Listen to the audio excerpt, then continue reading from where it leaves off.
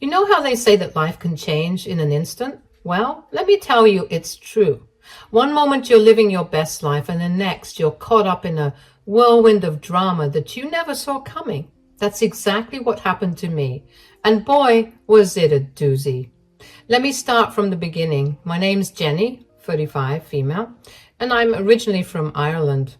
Growing up, my home life was, well, let's just say it wasn't great. My family was toxic, and I knew I had to get out of there if I wanted any shot at a decent life. So I did what any smart, determined girl would do. I studied my butt off and managed to snag a full ride scholarship to NYU. Talk about a dream come true. When I first touched down in the Big Apple, I was like a kid in a candy store. Everything was so new and exciting. And for the first time in my life, I felt like I could breathe. I threw myself into my studies, determined to make the most of this opportunity. And you know what? It paid off. I graduated with flying colors and landed an internship at a prestigious law firm. And that's where I met him, Harold. He was this charming, older guy who took me under his wing, showing me the ropes and giving me advice. At first, I thought he was just being nice, you know. But then things started to change between us. We'd grab coffee together, chat about cases, and before I knew it, we were dating. Looking back, I can see all the red flags now, but at the time, I was too caught up in the romance of it all. Harold was my first real boyfriend, and I was head over heels. When he suggested I quit my job at the firm because of a potential conflict of interest, I didn't even hesitate. He promised he'd take care of me, that I didn't need to worry about anything, and like an idiot, I believed him. Fast forward a bit and we were engaged and married. I thought I was living a fairy tale, but let me tell you, that fairy tale turned into a nightmare really quick. Harold started showing his true colors, and they weren't pretty. He'd put me down, make snide comments about my accent, and act like I was some kind of burden. But I stuck it out, thinking maybe it was just a rough patch, maybe he was just stressed from work. Then boom, the bombshell dropped. I was 29. We'd been married for 3 years at that point, and I stumbled across some texts on Harold's phone. I had suspected him of cheating, but what I found might have been worse. There were baby photos, and get this, a freaking birth certificate. Turns out my darling husband had a whole kid he never told me about. Talk about a plot twist, right? I confronted him, obviously. I mean, who wouldn't? I was ready to pack my bags and call it quits right then and there. But Harold? He turned on the waterworks, begging and pleading for forgiveness. He spun this whole story about how it was a one-night stand before we met, and he didn't even know about the kid until she was 5. By then, we were already dating, and he didn't know how to bring it up. Babe, listen to me. Listen to you? Why should I? You had all this time to come clean, and you're only doing it now because you got caught. Give me one good reason why I should stay with you. Because we love each other, and because we made vows. You can't give up on me like this. You can't do this to me. Why should I stick around for this? I didn't sign up for any of this. Babe, please, you gotta believe me. I didn't know how to handle this. I'm so sorry. Please forgive me. Looking back, I should have run for the hills right then and there, but you know how it is when you're in love, or think you are. You make excuses, you rationalize, so like an idiot, I forgave him. Not immediately, of course. He was sleeping on the couch for like a month before I caved. I mean, I'd always wanted to be a mom, and even if it wasn't exactly how I pictured it, being a stepmom seemed like it could be pretty cool. So we started integrating little Hannah into our lives. And let me tell you, that kid was a piece of work. Rude, disrespectful, always causing trouble. But I tried to be understanding, you know. I figured she was acting out because of her broken home situation. So I put on my patient hat and tried my best to be gracious and forgiving, even when she was being a total brat. I want the ice cream now. And we'll get it for you, sweetie. You just have to be a bit patient, okay? I have to drop off some clothes at Goodwill. And then we'll get whatever ice cream you want. Goodwill? Why do you want to help those poor people? I don't care about them. That's not a very nice thing to say. They are people in need and they need our help. I don't care. I hope they all die. And don't tell me what's nice and what's not nice. You're not my mom. I know, sweetie, but I'm just trying to make you see. Don't call me sweetie, you old hag. You're nothing like my mommy. She's pretty and you're ugly. Why did Dad even marry you?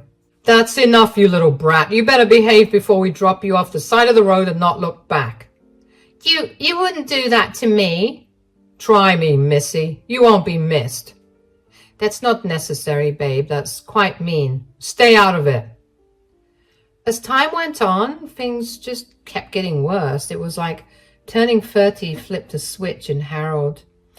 He stopped even pretending to care about me or our marriage. The put-downs got meaner, the neglect more obvious. I stuck it out for a few more years trying to make it work. But by the time I hit 34, I'd had enough. I finally worked up the courage to file for divorce. Of course, Harold tried to talk me out of it. He cried, he begged, he made all sorts of promises, the works. But this time, I wasn't falling for it. I stood my ground and eventually the divorce was finalized. Harold, we need to talk. What is it now, Jeannie? I'm busy. This can't wait. I want a divorce. Very funny. Now, what do you really want to talk about?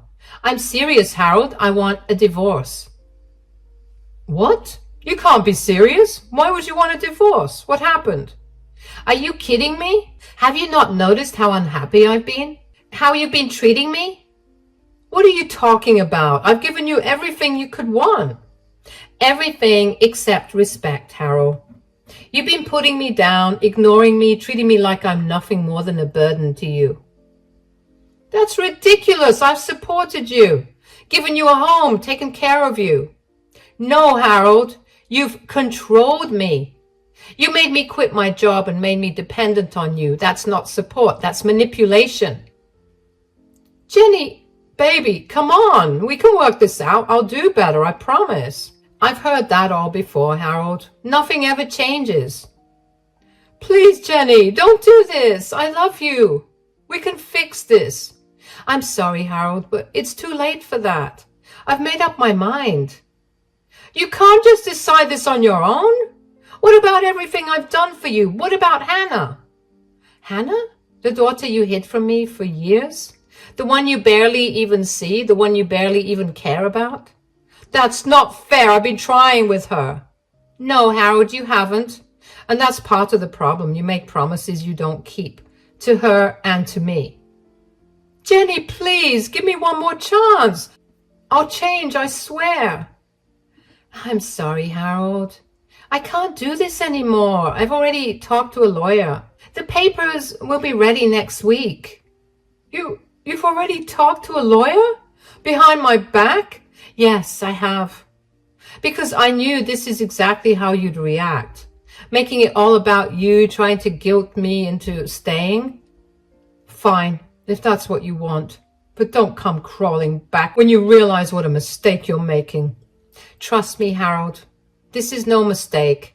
It's the first right decision I've made in a long time. We'll see about that. You'll regret this, Jenny. Mark my words.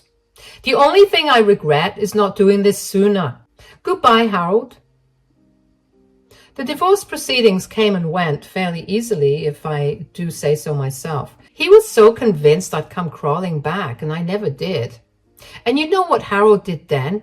He vanished. Poof, gone, just like that. The only trace of him was the alimony checks that kept showing up in my account. Other than that, it was like he'd fallen off the face of the earth. So there I was, 35 years old, divorced, and finally feeling like I could breathe again. I was just starting to get my life back on track when my phone rang. Unknown number. I almost didn't answer it, but something told me I should, and boy, was that a mistake. Hello? Is that Jenny? I recognized that voice immediately. It was Hannah, my ex-stepdaughter. I hadn't heard from her in so long, not since the divorce. Hannah, is that you? Yeah, it's me. Look, I need your help. Her voice sounded different, strained, almost desperate. It was a far cry from the bratty teen I remembered. What's going on? Are you okay? I'm in trouble. I need money. A lot of money. I felt my heart sink. Of course she was calling about money. Why else would she reach out after all this time? Hannah, I'm not sure I can. Don't say no. Dad will punish you if you don't help me. I couldn't believe what I was hearing. After everything that had happened, she was still trying to use Harold as a threat. You think you can get away with not helping me? He'll have your head on a platter if you're not careful. Hannah, listen. I swear to God, Jenny, don't you dare say no. I've been calling him and he's not answering, and that's why I'm coming to you. So you better help me or else. Hannah, I'm not your dad's wife anymore. We've been divorced for over a year now. There was a long pause on the other end of the line. When Hannah spoke again, her voice was small, almost childlike. What? No, that's not true. Dad would have told me. He would have. I sighed, feeling a mix of frustration and pity for this girl who clearly had no idea what was going on. I'm sorry, Hannah, but it's true. We got divorced last year. Your dad, he just disappeared after that. I haven't seen or heard from him since. You're lying. He wouldn't just leave without telling me. I could hear the panic in her voice now, the desperation.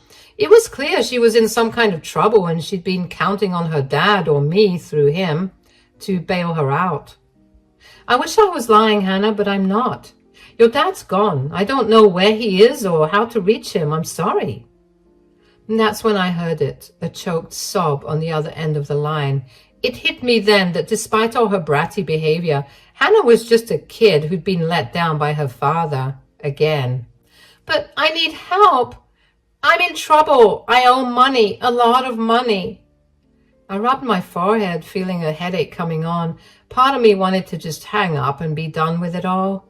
But another part, the part that had always wanted to be a mom, couldn't just leave her hanging. What kind of trouble are you in, Hannah? I got into gambling, online stuff, you know. I thought I could make some quick cash, but it got out of hand. Now these guys, they're saying I owe them 50 grand and they're threatening me, Jenny. I don't know what to do. 50 grand. Jesus Christ. What had this girl gotten herself into? Hannah, that's a lot of money. I can't just give you $50,000. Where am I going to get that kind of money? I knew you'd be useless. Excuse me? You're a pathetic nobody. No wonder he left you. Actually, it was me who divorced your deadbeat of a dad. Yeah, turns out he wasn't being crappy just to you, sweetheart. Oh, and with the way you're treating me now, I can see that the apple didn't fall far from the tree. As I stood there, phone in hand, listening to Hannah's increasingly desperate insults, I felt something inside me snap. All the patience, all the understanding I'd been trying to muster, it just evaporated. Why are you so broke? Why can't you help me? You're so useless. You've always been useless. They're going to kill me, Jenny. And whose fault is that, Hannah? Who decided to gamble away money they didn't have? That's not fair. I made a mistake. I'm sorry, okay? I'm really, really sorry. Sorry doesn't cut it, Hannah. Not this time. Do you have any idea what you're asking of me? $50,000 isn't pocket change. I know, but you're the only one I can turn to. Please, Jenny, I'm begging you. I took a deep breath, trying to calm myself, and I had been planning to help her despite everything, but her attitude and the way she was lashing out, it was too much. You know what, Hannah? I was actually considering helping you. Really? Oh, thank God. I knew you. I said I was considering it, past tense. What? What do you mean? I mean that I've changed my mind. Your behavior right now, the way you're speaking to me, it's unacceptable. No, Jenny, please. I didn't mean to. Save it, Hannah. I'm done. I've put up with your awful behavior for years, always making excuses for you. And I get it. You're a young, dumb kid. But I don't know where you get off talking to people this way. I would always stick up for you, even for your deadbeat of a dad, but I'm not doing it anymore. Jenny, please, I'm sorry. I'll do anything. Goodbye, Hannah. With that, I hung up the phone. My hand was shaking as I navigated to my contacts and blocked her number. As soon as it was done, I felt a wave of emotions wash over me. Relief, guilt, anger, sadness. It was overwhelming. I sank down onto my couch, my mind racing. Had I done the right thing? Part of me felt terrible for abandoning Hannah when she was clearly in trouble. But another part, a stronger part, knew that I had to protect myself. I couldn't keep setting myself on fire to keep others warm. Weeks turned into months. I threw myself into my work, started taking yoga classes, and even began dating again. For the first time in years, I felt like I was living my life for me, not for anyone else. It was about 6 months after that fateful phone call when I ran into an old colleague from the law firm where I first met Harold. We decided to grab a coffee and catch up. So, how have you been, Tom? Still slaving away at Johnson & Partners? You know it. Someone's got to keep that place running. And how about you? How's life post-Harold treating you? I couldn't help but smile at that. Honestly, it's been great. I feel like I'm finally living my life on my own terms. Tom nodded, but there was something in his expression that made me pause. What is it, Tom? You've got that look. I didn't want to bring it up, but have you heard anything about Harold recently? I felt my stomach clench. Part of me wanted to say no, to change the subject and pretend I didn't care, but curiosity got the better of me. No, I haven't. Why? What's going on? Tom looked uncomfortable, stirring his coffee unnecessarily. Well, it's just rumors, you understand, but word around the office is that he's been struggling. Struggling? How? I felt like I'd been punched in the gut. Despite everything, a part of me still cared about Harold, or at least cared about the man I thought he had been. How bad is it? Bad enough that the partners are talking about it. He hasn't shown up to work in months, just vanished. I sat back in my chair trying to process this information. Harold gambling and drinking? It didn't seem possible. He'd always been so put together, so in control. But what about his job, his clients? From what I hear, they've been reassigned. The official line is that he's on an extended sabbatical, but, well, you can imagine how that's going over. I nodded, my mind racing. Harold just didn't abandon everyone he knew. He abandoned his livelihood as well. What if he wasn't even alive anymore? Jenny, you okay? I blinked, realizing I'd been lost in thought. Yeah, sorry, it's just a lot to take in. Tom reached across the table and patted my hand. I'm sorry, I shouldn't have said anything. It's not your problem anymore. I gave him a weak smile. No, it's okay. I'm glad you told me. We finished our coffee, chatting about lighter topics, but my mind kept wandering back to Harold and Hannah. As I drove home, I couldn't shake the feeling that something was very, very wrong. Over the next few weeks, I found myself thinking about Harold and Hannah more and more. I'd catch myself wondering where they were, if they were okay. But every time these thoughts crept in, I'd remind myself of all the pain, all the stress they'd put me through. I'd remind myself that I'd made the right choice in cutting them out of my life. But then one rainy Tuesday afternoon, everything changed. I was at work. Obviously, I started working again after the divorce to support myself. Buried in paperwork when my phone rang. Unknown number. My heart skipped a beat. Could it be Hannah again? Or maybe even Harold. My finger hovered over the decline button, but something made me answer. Hello? Is this Jenny O'Brien? Yes, this is her. Who's calling? Miss O'Brien, this is Detective Michael Santos with the NYPD. I'm calling about Harold Thompson. I felt my blood run cold. What about him? Miss O'Brien, I'm sorry to inform you that Mr. Thompson was found deceased in his apartment this morning. The world seemed to stop. I couldn't breathe, couldn't think. What? I understand this must be a shock. Were you and Mr. Thompson close? I laughed, a harsh, bitter sound that surprised even me. We were divorced over a year ago. I haven't spoken to him since. There was a pause on the other end of the line. I see. Well, Miss O'Brien, the reason I'm calling is that you're listed as Mr. Thompson's emergency contact. We've been unable to reach his daughter, Hannah. Of course, of course. Hannah hadn't bothered to change his emergency contact, and of course, Hannah was nowhere to be found. What do you need from me, detective?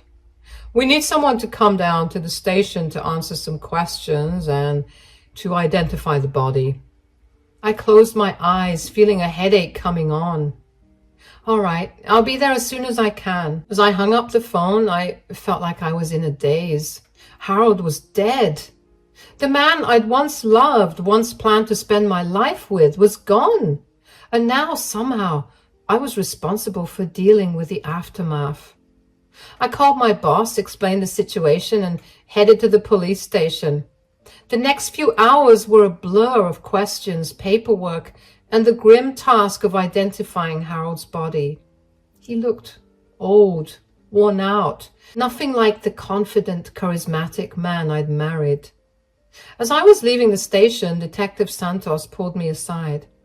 Ms. O'Brien, there's something else you should know. I braced myself, wondering what else could possibly go wrong. What is it? We found some concerning items in Mr. Thompson's apartment. Evidence of heavy gambling debts and threats from loan sharks. And, well, there's no easy way to say this. We believe his death may not have been accidental. I felt my knees go weak. I grabbed onto the wall for support. Are you saying he was murdered? We're not sure yet, but it's a possibility. We're investigating. I nodded, unable to form words. As I stumbled out of the police station, I felt like I was drowning. How had things gone so wrong? How had the man I once loved ended up like this? Over the next few days, I found myself thrust into a role I never expected, executor of Harold's estate. It was a mess, to put it mildly. Harold had left behind a mountain of debt, a trashed apartment, and countless loose ends that needed tying up. As I sorted through his belongings, I came across photo after photo of Hannah. Harold smiled proudly at her high school graduation. The two of them are on a fishing trip, family portraits where I had been carefully cropped out. It was like looking at a life I had never been a part of, a side of Harold I had never truly known. And through it all, Hannah was still nowhere to be found. I tried calling her, even unblocking her number, but it just went straight to voicemail. I left message after message, each one more urgent than the last. Hannah, it's Jenny. Please call me back. It's about your father. It's important. Hannah, where are you? The police are looking for you. Please just let someone know you're okay. Hannah, I know things ended badly between us, but please, your father is dead. You need to come home. But there was never any response. As the days turned into weeks, I found myself worrying more and more about her. Where was she? Was she safe? Did she even know what had happened to her father? It was a month after Harold's death when I finally got a lead. I was at his apartment finishing up the last of the packing when I came across a crumpled piece of paper stuffed in the back of a drawer. It was a letter addressed to Hannah in Harold's handwriting. My hands shook as I unfolded it. Hannah, I know I've let you down. I know I haven't been the father you deserved. But I want you to know that I love you. I've always loved you, even when I didn't show it. I'm in trouble, sweetheart. Big trouble. I've made some bad decisions and gotten in with some bad people. I thought I could handle it, thought I could win it all back, but I was wrong. If you're reading this, it means things have gone very, very wrong. I'm sorry for leaving you with this mess. I'm sorry for everything. There's money hidden in the old family cabin, behind the loose brick in the fireplace. It's not much, but it should be enough to get you started somewhere new, somewhere safe. I love you, Hannah. I'm sorry I couldn't be better for you. Dad. I sank to the floor, the letter clutched in my hand. Harold had known. He'd known he was in danger. And he tried to protect Hannah in his own misguided way. With shaking hands, I pulled out my phone and dialed Detective Santos. Detective, it's Jenny O'Brien. I think I know where Hannah might be. The next day, I found myself driving up a winding mountain road, a police car following close behind. The old family cabin turned out to be a run-down shack in the Catskills, miles from the nearest town. As we pulled up, I saw a flicker of movement behind a curtain. My heart raced. Could it be her? Detective Santos and his partner approached the cabin cautiously, hands on their weapons. I stayed by the car, my heart in my throat. Hannah Thompson, this is the police. We need you to come out with your hands up.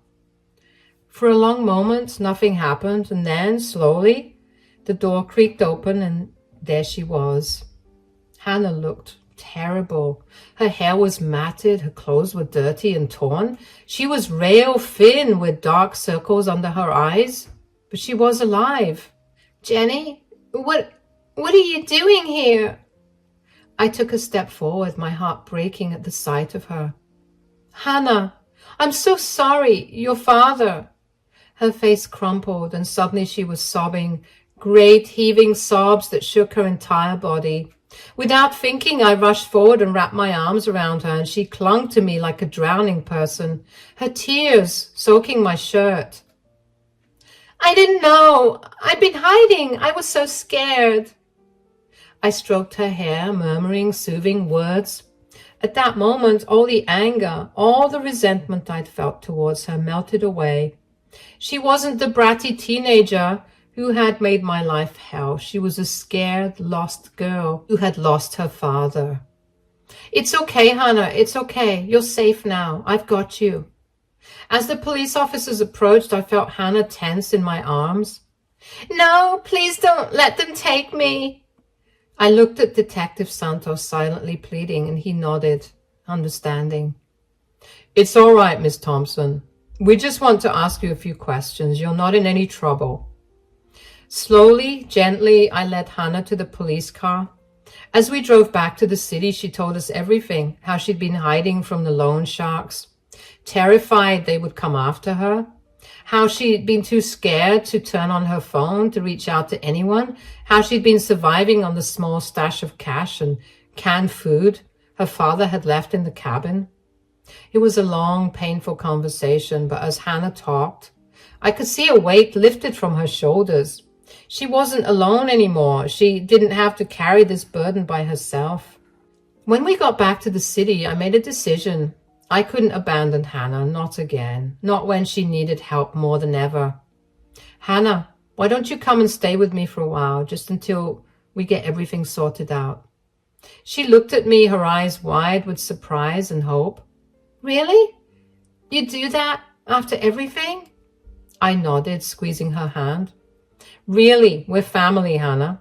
Complicated, messy family, but family nonetheless. As we walked into my apartment, I knew things wouldn't be easy. There was still so much to deal with. Harold's estate, the police investigation, Hannah's own legal troubles.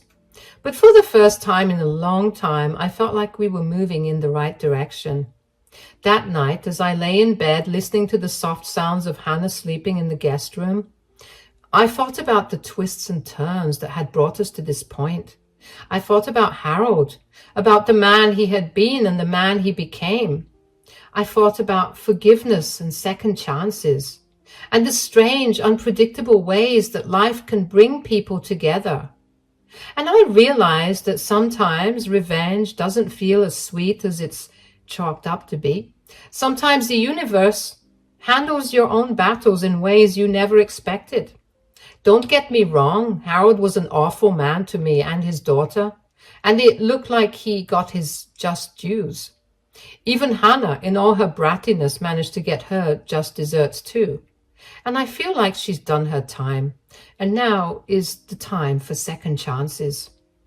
As I drifted off to sleep, I made a silent promise to Hannah, to myself, and yes, even to Harold's memory. We would get through this together, because that's what family does.